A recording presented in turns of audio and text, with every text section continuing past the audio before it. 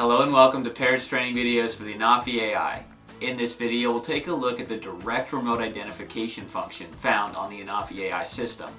When enabled, this allows your system to broadcast locally pertinent information about your flight for regulatory compliance.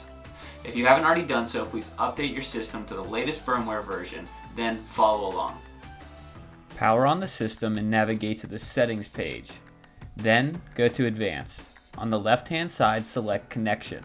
Scroll to the bottom of the page and you'll see the option to broadcast direct remote identification, or DRI. The direct remote identification message is transmitted in real time during the whole duration of the flight through an open and documented transmission protocol. When the DRI function is activated, the drone identification number, operator registration number, and information about the ongoing flight are locally broadcast. Some countries may ask you to register on their official website with this identification number. Some countries do not require an operator registration number.